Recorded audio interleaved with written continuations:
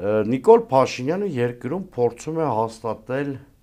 տոտալիտար կառավարում։ Հենց հիմա Նիկոլ Փաշինյանը փորձում է ուրվագծել Գալիք ազգային ժողովի կազմը։ Ակնկալել, որ Խուժանի կեցվածքով Խուժանի դեմ պետք է եկեղեցին պայքարի, այդպես չի։ Առաջին մեր գործը պետք է լինի ուժեղ համաժողովրդական շարժումը։ Եթե չհեռացնենք, ձևավորվելու է Հայաստանում փնթի բռնապետություն, ունենք ծույլիկ, ոնց կուզեք ասեք, ընդդիմություն, որը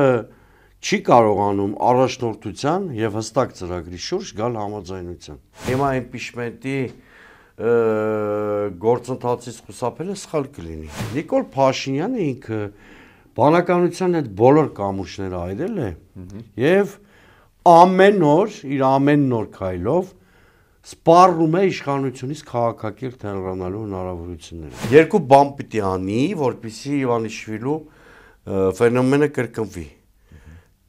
Նպաստի քաղաքական առաջնորդության ձևավորմանը եւ հանդես գա այլընտրանքային քաղաքական ծրագրով։ Միանգամայն հնարավոր է, այո,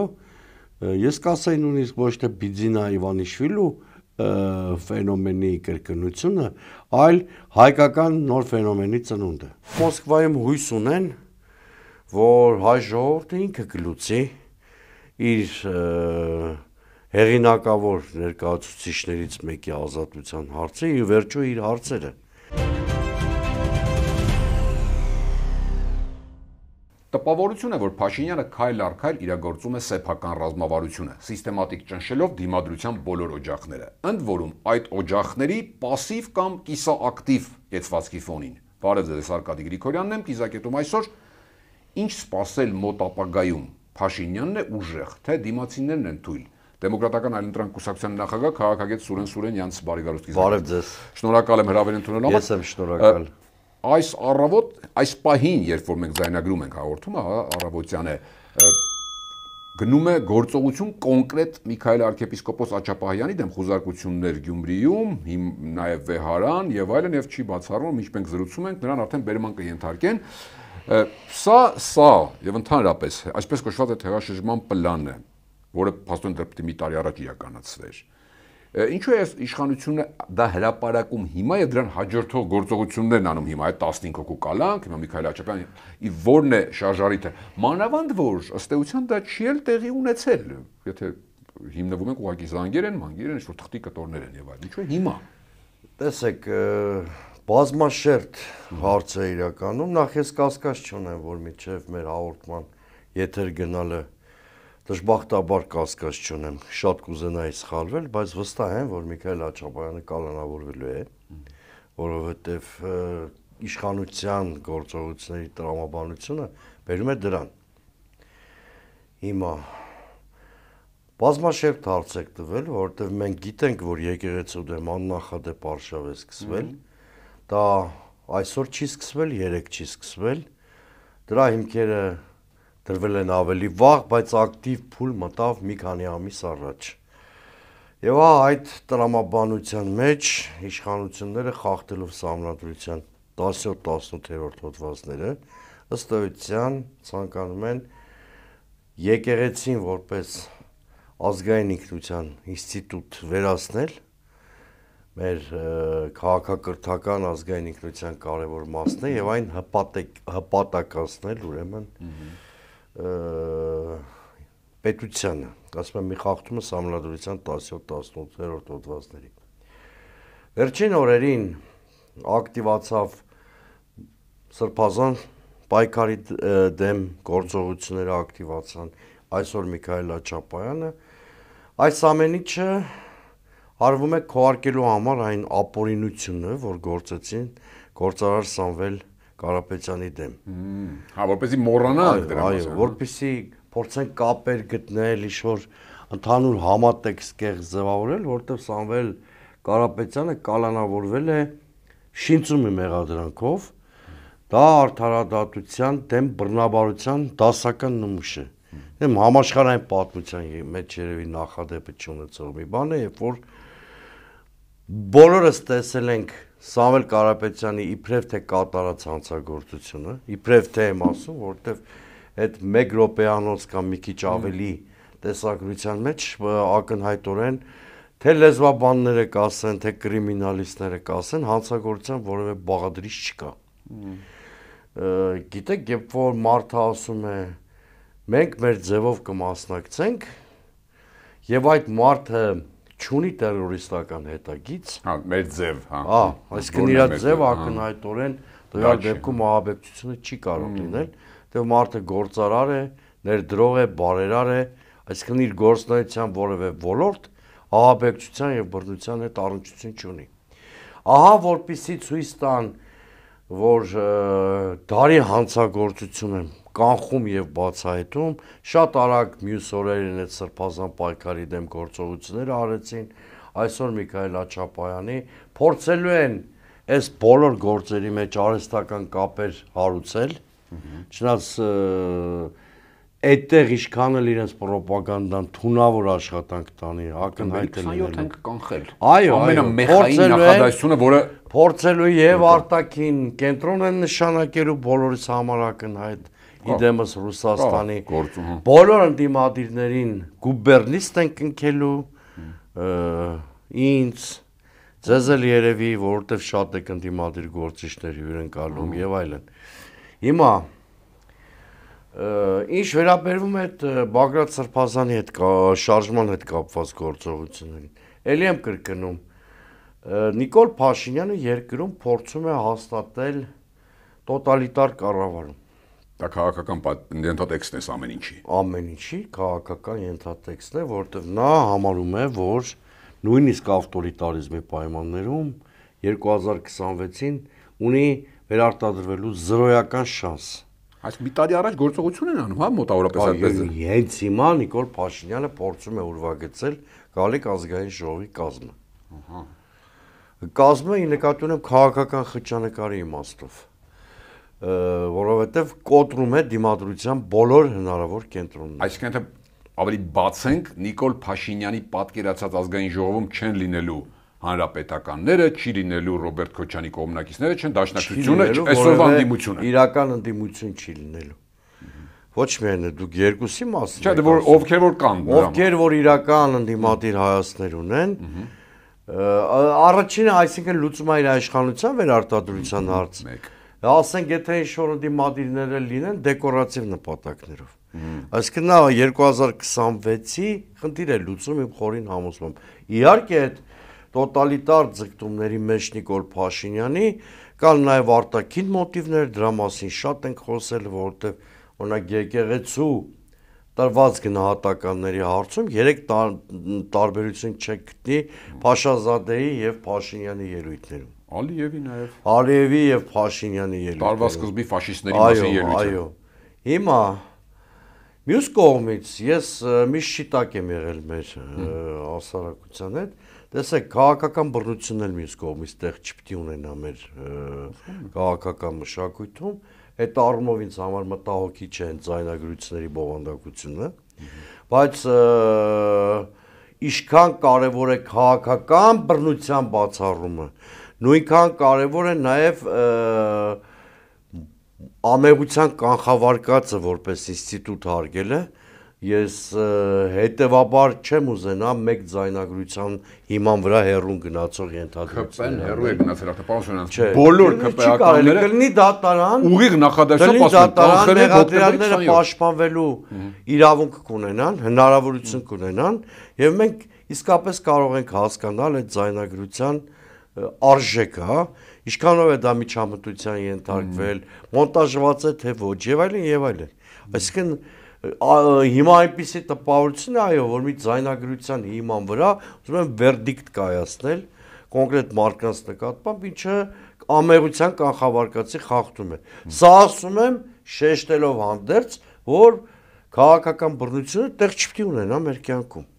Փաշինյանի վերջի գրառումը եկեղեցու մասին շատերը դիտարկեցին, որ կոչ գնալ եւ այսպես գրոհել վեհարան։ Այն այսօր առավոտյան ինչ որ մենք տեսնում ենք, այդ վեհարան ներխուժման նախանշաններն են։ Այսօր ԱԱԾ-ն է դիմակավորված մտնում arczepiskopos-ներից մեկին Միքայել Սրբազանին ձերբակալելու համար, վաղը կասկած չունենաք, որ առանց դիմակների կամ առանց համազգեստի իրավապաններ, քաղաքացիների անվան տակ կարող են ներխուժներ կամ կարող է հերոսակների խմբեր ձևավորել Նիկոլ Փաշինյանը։ Ինչ անեն, որ ասում են քրիստոնեաբար հեռացնեն վեհապարին, դա ինչ է նշանակում, ինչ է դրա տակ։ Քրիստոնեական կեցվածք ունեցող մարդը նախ հարգում է հայ առաքելական եկեղեցու կանոնակարգը, որտեղ հստակ նկարագրված է, ինչպես են տրվում կաթողիկոս, ինչպես են պետության եւ եկեղեցու հարաբերությունները կարգավորվում։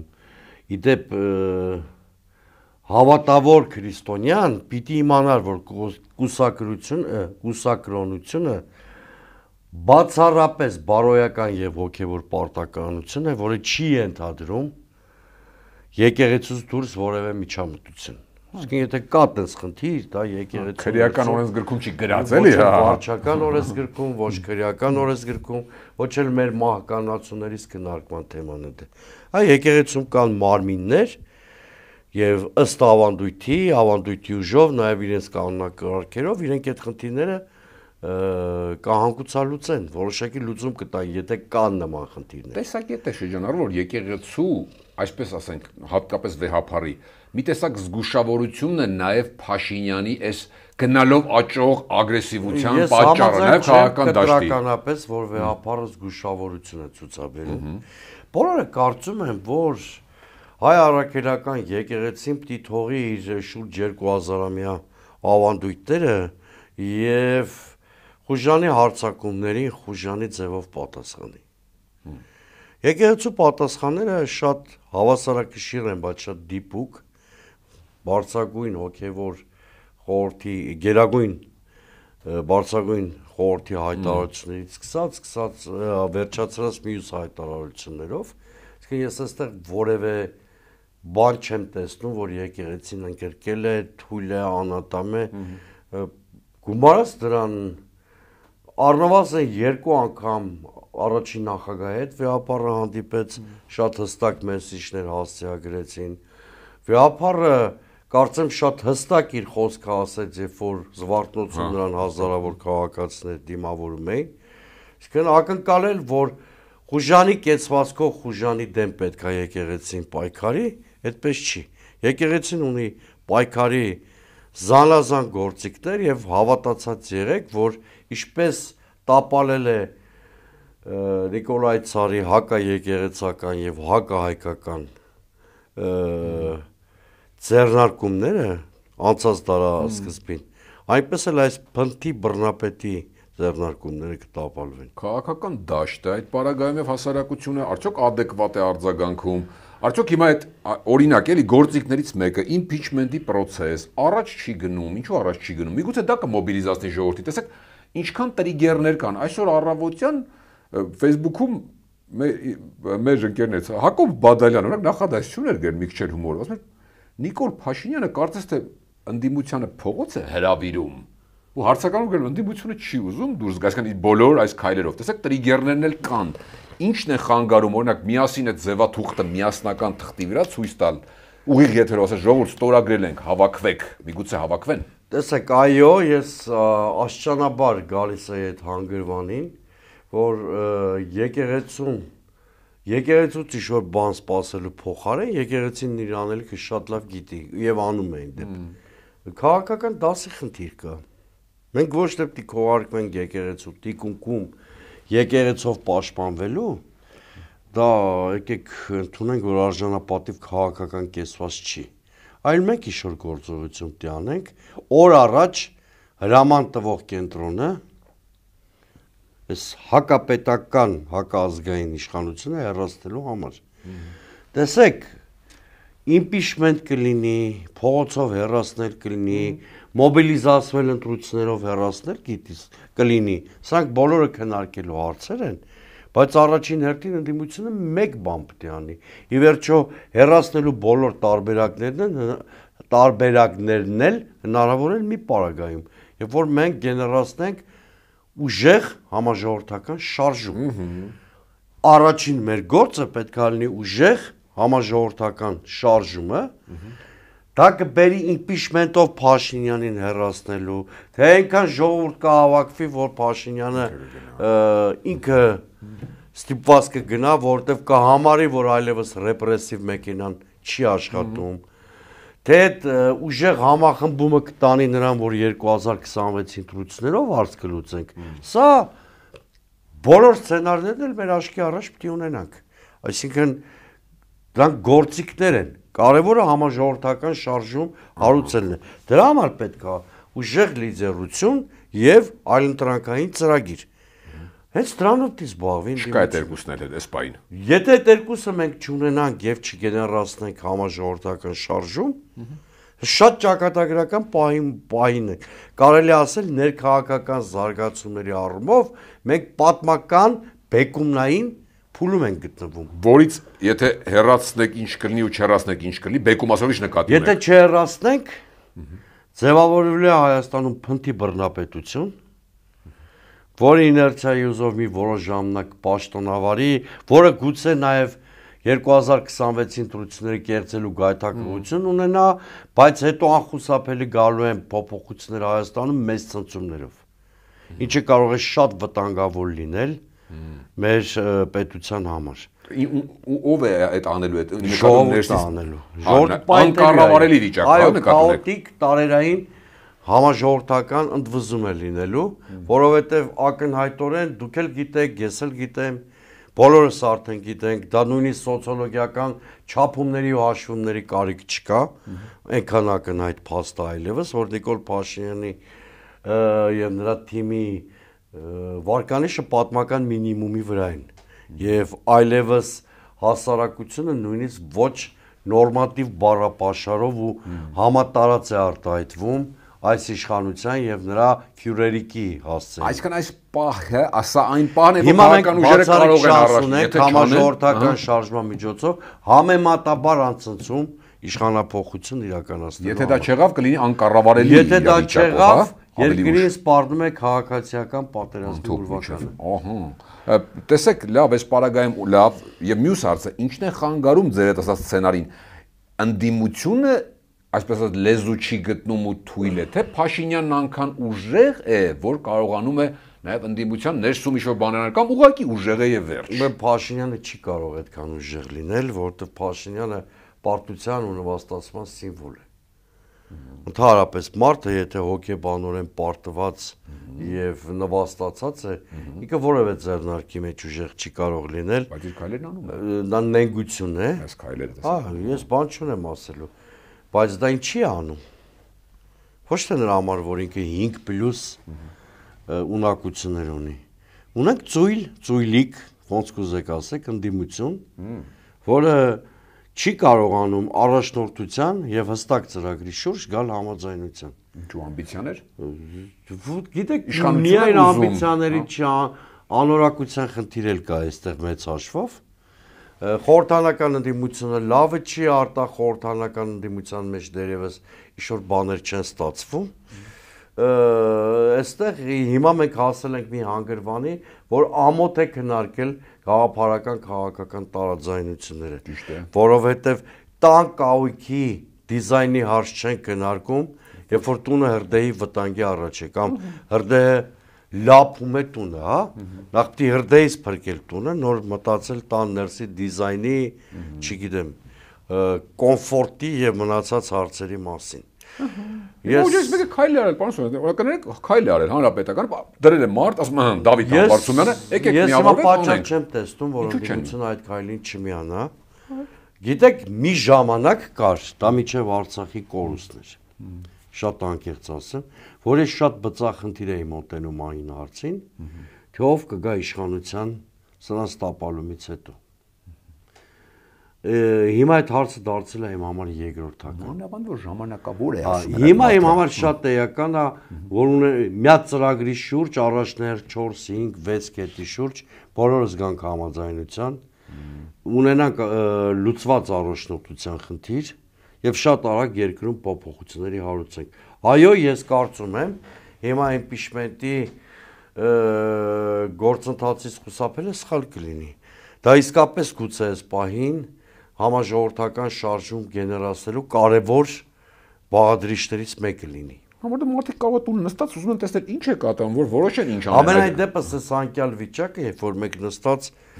եւ կներեք դարձել ենք լրատվական եւ վերլուծական այլընտրանքային ծառայություններ եւ հետեւում ենք դիտորդի պես, որպես քաղաքական դաս ինքնակնադատաբար ասում եմ, թելում բռնեցին, ինչպես արձագանքենք, առաջի քայլը միշտ ինքն է անում կոպիտ ասած, այո։ Ինչքան բացեցին եկեղեցին, ել ինչ անաստվածության կգնան, ել ինչ հակասահմանադրական ձեռնարկի կգնան, աս դրա համար եմ ասում։ Մենք չարեցինք թույլ բռնապետությունը հաստատվեց։ Մի օր սա պայթելու է, բայց այնպիսի ցնցումներով է դա ուղեկցվելու, որ ռիսկեր է ստեղծելու երկրի անվտանգության համար, որտեղ պարզ է, չէ, ներքին ցնցումներից շատ տխուր չեն լինելու նաև մեր արտաքին թշնամիները։ Հիմա տեսեք, Նիկոլ Փաշինյանը ինքը բանականության այդ բոլոր կամուրջները այրել է եւ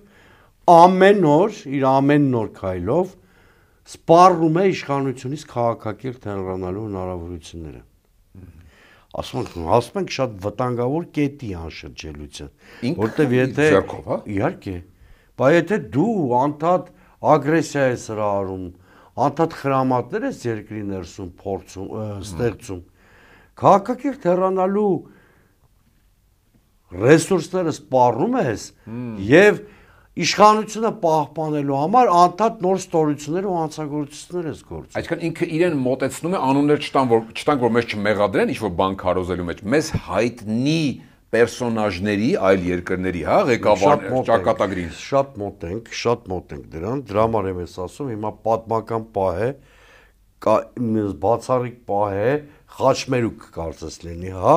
սցենարների առումով, որ մենք դերևս կարող ենք ամենատաբար փոքր ցնցումներով այս մարդուն հեռացնել իշխանությունից։ Ավելի սուր ու պատմական, քան ասենք նոյեմբերի 9-ի գիշերը։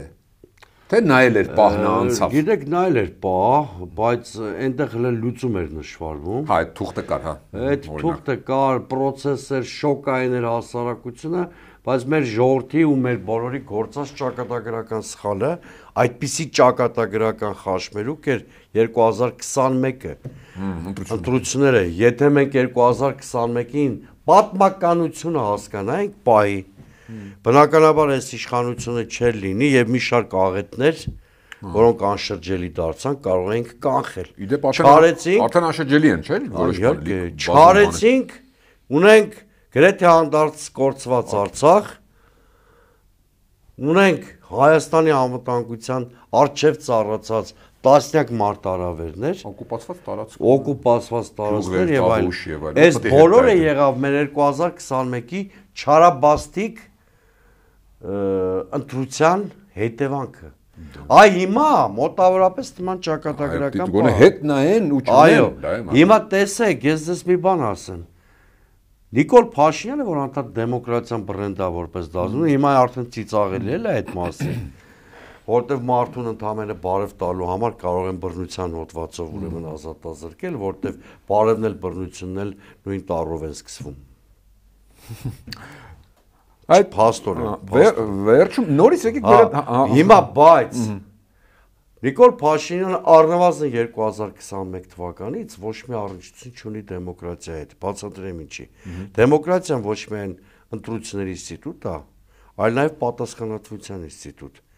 Չի կարող պատասխանատվության ինստիտուտի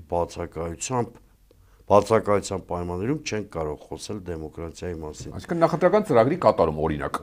Չէ, նաև առանց գետինը մտնելու 2021-ին վերարտադրության գնալ։ Լավ, Սամվել Կարապետյանով ինչ-որ առնով սկսեցինք, դուք կանխեցիք իմ հարցի մի մասը, արդեն իսկ ասելով, որ այսպես ենք, նրա այս կատարված փազլի մի մասն է անկասկած, այս ամբողջի, չէ։ Հիմա որքանով կարող է նրա գործոնը կա նման տեսակետ էլի վերլուծական դաշտում վերածվել օրինակ հայկական պայմանական Բիձինա Իվանիշվիլի ֆենոմենի,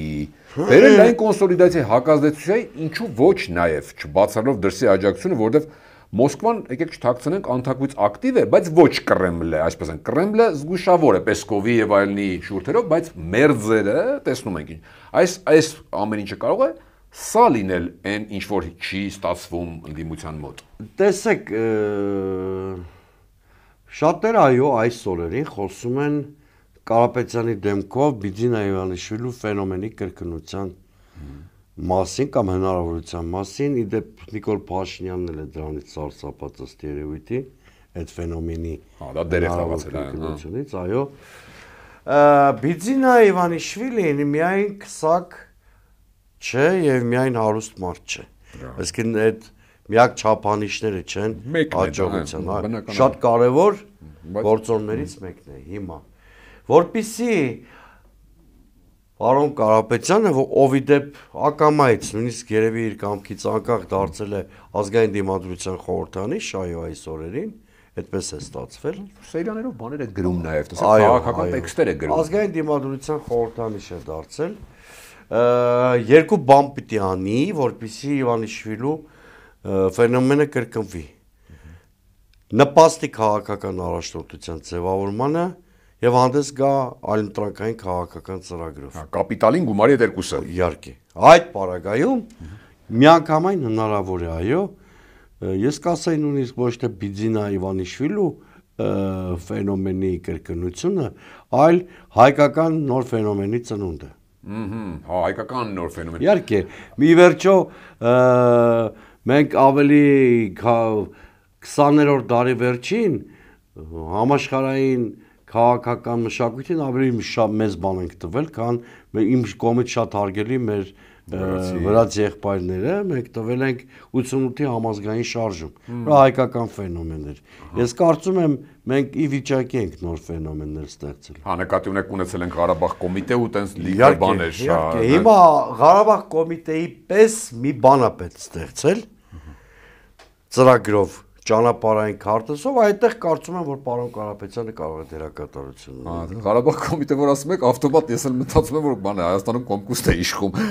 Հայաստանում կոմկուստ չի իշխում։ Վատ տեսակը։ Անտարակույս եւ անշուշտ Հայաստանի կոմունիստական կուսակցության այդ շրջանի ղեկավարների մեջ հայրենասերները, մեր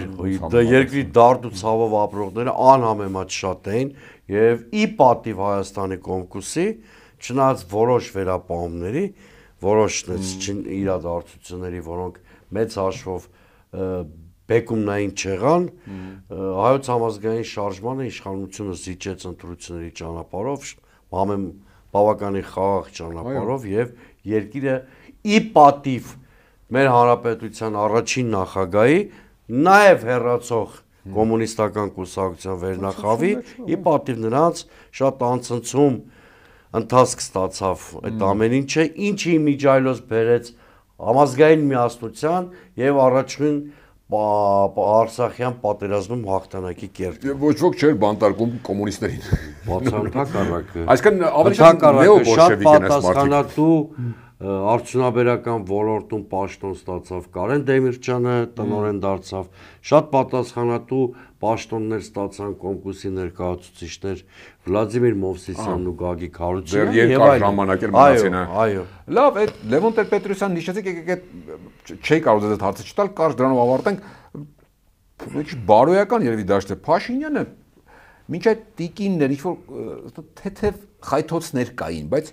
երկու օր առաջ ուղիղ տեքստով վիրավորականը մեղմ եմ ասում, անգամ չեմ էլ մեջբերի այդ բառապաշա, ճիշտ է Լևոն Զուրաբյանը համարժեք արձագանքեց, առաջին նախագահի հասցեին էր արտահայտվել, մինչև վերջերս ընդունված էր ասել, հիմա են ասում, որ քաղաքական կնքահայր, տարբեր տերմիններ են կիրառում, մարդ, որը Նիկոլ Փաշինյանին սարքել է քաղաքական մարդ, մտցրել է եւ այլ։ Լավ, ինչու հիմա այսպես չկա գիծ սահման։ Գիտեք, քաղաքական մեծ որևէ առաջնորդ չի եղել համաշխարհային պատմության մեջ, որի կողքերը տարբեր շրջաններում ցավոք սրտի աղբ չկուտակվի։ Տեր-Պետրոսյանն էլ բացառություն չէր կարող լինել, նրա կողքն էլ կարող էր ժամանակ առ ժամանակ աղբ կուտակվել։ Ուշ իմանալ։ Հա, իհարկե, այդ քանի տարի հետո։ Հա, հոսանքա, չէ, գետի հոսանքա գալի գնում, հա։ Ես երկար ժամանակ մտածում էի, ինչպես արձագանքեմ երկրի հիմնադիր նախագահին ուղված Նիկոլ Փաշինյանի հայրախառը շարլատանություն, ամբարտաբանություն։ Չմոռանաք մի բան ասեմ, որ շատ էական էր։ Անկամ ամենածայրերն եմ ասում, թիվ 1 քաղաքական, եթե կուզեք թշնամի կամ հակառակորդ Տեր-Պետրոսյանի կողմից հալածված թե փակված ոնց կուզեք ձևակերպեք հոհիդայից նման գնահատական չի հնչ։ Անկամ իրենք են քննադատում։ Այս այն այդ վեճերը մեր տան վեճերը, ծերի շատակած։ Լավ։ Հիմա երկար մտածում եմ ինչպես արձագանքեմ, անկեղծ ասած համարժեք ձև չկտա արձագանքելու, որպեսզի նմանամ նորմատիվ հայերենի շրջանակներում եւ որոշեցի արձագանքման մի ձև հիմա էլ մեր հեռուստադիտողներին խորհուրդ կտամ։ Սիրելի հեռուստադիտողներ, կարդացեք Կրիլովի Սլոն ի Մոսկվա անմահ ստեղծագործությունը Փիղն ու Մոսկվան եւ Նիկոլ Փաշինյանի կերպարը կգտնեք Մոսկվայի կերպարի մեջ։ Մոսկվան հրաշալի մարմնավորել է Նիկոլ Փաշինյանի կերպարը։ Շնորհակալ եմ, բայց կներեք Սամվել Կարապետյանի հարցում մի բան բաց թողեցինք, արտաքին է։ Մոսկվան խառնվելու է ուղղակի հետևում է։ Հա, ես ուղղակի մոռացա։ Սամվել Կարապետյանի մասով խառնվելու է թե հետևում է։ Տեսեք, ընդհանրապես մեկ աշխարհակաղակական կենտրոնների միջամտության մասին մի քիչ սխալ կարծիք ունենք։ Օրինակ զորքեր չեն ուղարկելու ինչ-որ խնդիրներ լուծելու համար։ Տեսեք, ես կարծում եմ Սամվել Կարապետյանը